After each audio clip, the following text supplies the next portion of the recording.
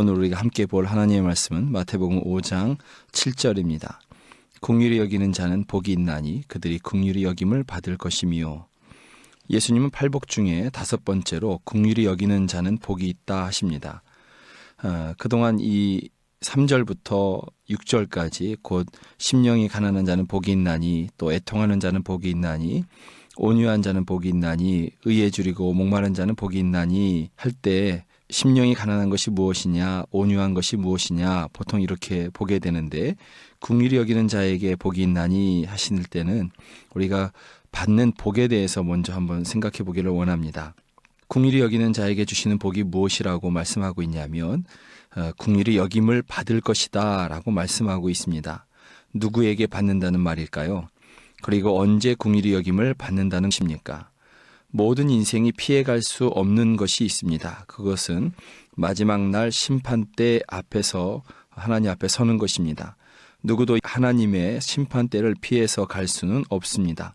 그곳에서 인생의 모든 것이 낱낱이 드러나게 될 것입니다. 마치 영화처럼 그렇게 보여지게 될 것입니다.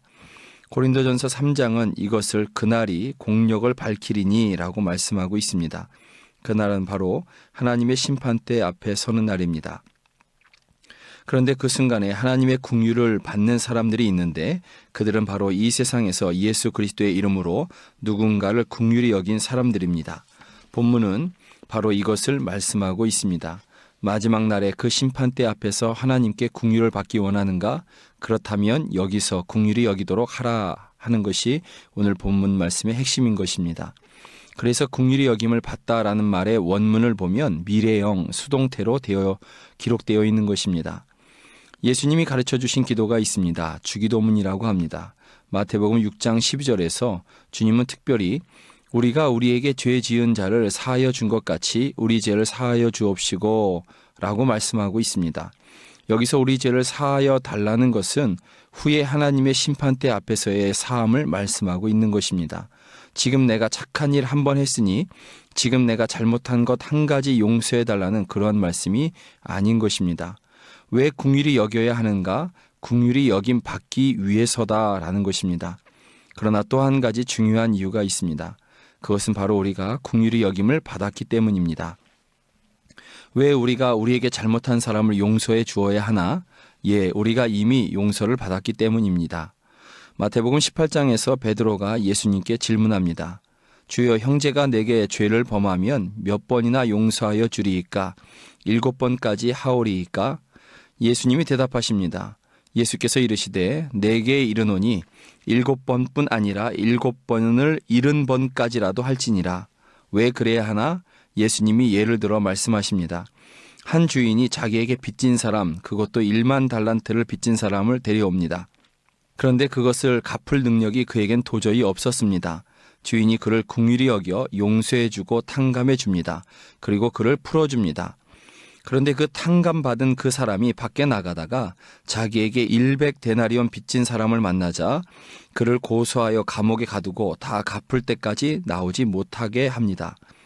28절에 보면 그 종이 나가서 자기에게 100데나리온 빚진 동료 한 사람을 만나 붙들어 목을 잡고 이르되 빚을 갚으라 하매 라고 말씀하고 있습니다. 1만 달란트와 100데나리온은 지금 수치로 환산하면 5억 탕감받은 사람이 1,000원 빚진 사람을 용서하지 못하는 것입니다. 주인이 이를 듣고는 그를 다시 붙잡습니다. 그리고 이렇게 말합니다. 32절을 보니 이에 주인이 그를 불러다가 말하되 악한 종아, 내가 빌기에 내가 내 빚을 전부 탕감하여 주었거늘 내가 너를 불쌍히 여김과 같이 너도 내 동료를 불쌍히 여김이 마땅하지 아니하냐 하고, 우리는 이미 긍휼히 여김을 받았고 용서를 받았습니다. 누구로부터 긍휼히 여김을 받았고 또한 죄를 용서받았습니까? 바로 하나님으로부터입니다. 하나님께로부터 예수 그리스도의 십자가의 공로로 인해 이미 우리는 긍휼히 여김을 받았고 또한 죄의 용서를 받은 것입니다. 그러므로 우리는 다른 사람을 향하여 긍휼히 여겨야 하며 용서하여야 하는 것입니다. 저와 여러분이 하나님께로 탕감받은 양은 1만 달란트 정도가 아닙니다. 그것은 우리가 도저히 갚을 수 없는 생명과 구원의 값입니다. 이 세상 누가 돈을 주고 자기 생명을 하루라도 연장할 수가 있겠습니까? 이사야 선지자의 말대로 우리는 다 양 같아서 그릇 행하여 각기 자기의 길로 가다가 망하고 말 사람들이었습니다. 그러나 하나님께서 우리의 모든 죄를 예수 그리스도께 담당시키시고는 우리에게 생명을, 구원을, 영생을 주셨던 것입니다. 이것을 값으로 매길 수 있겠습니까? 그렇기 때문에 이렇게 긍휼히 여김을 받은 사람, 죄의 용서를 받은 사람들은 반드시 남을 긍휼히 여기게 되는 것입니다. 누군가를 용서하게 되는 것입니다. 당장에 이것이 되지 않는다 하더라도 이렇게 할 수 있도록 기도라도 해야 하는 것입니다. 세상 그 누구도 예수님을 믿지 않고는 또 하나님으로부터 내가 긍휼히 여김을 받았다고 믿지 않고는 결코 할 수 없는 행동이요 또한 기도인 것입니다. 여러분이 혹시 누군가를 긍휼히 여기셨거나 여기고 있으시면 또 누군가를 용서하신 일이 있다면 여러분이 하나님께로부터 긍휼히 여김을 받았다는 증거입니다. 또 지금 이것이 되지 않아 마음이 상하여서 하나님께 이렇게 할 수 있도록 기도하고 있다면 역시 여러분은 하나님으로부터 긍휼히 여김을 받았고 또한 죄의 용서를 받았다는 증거입니다. 그러니 곧 될 것입니다.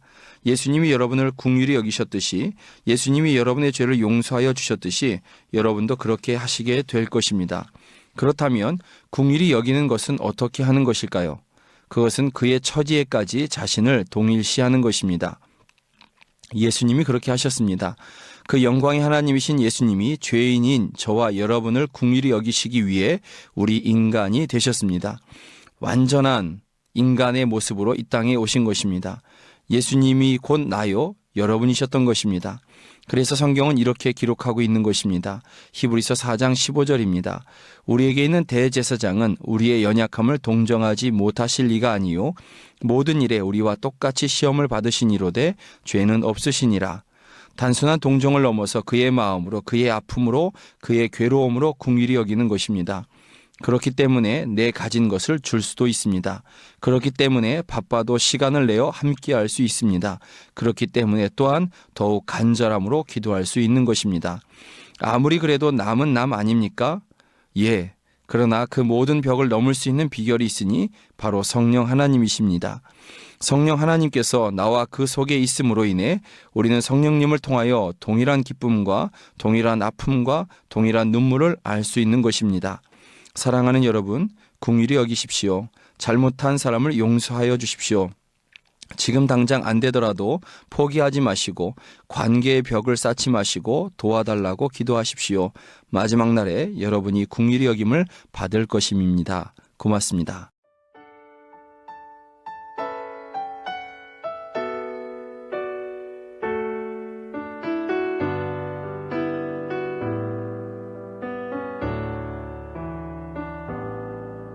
주선한 능력으로 안으시네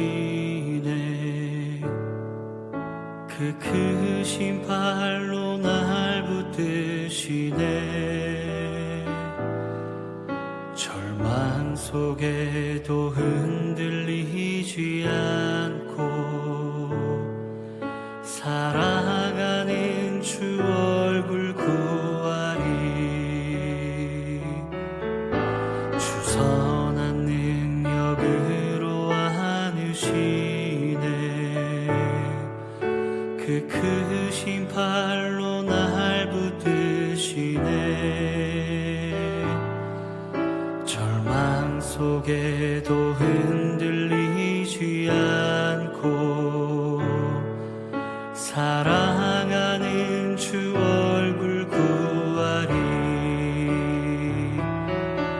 선한 능력으로 일어서리 주만 의지하리 믿음으로 우리 고대한에 주 오실 그날 영광의 새날을 맞이하리 이전의 괴로움 날에 워싸고 고난의 길을 걷는다 해도 주님께 모두 맡긴 우리 영혼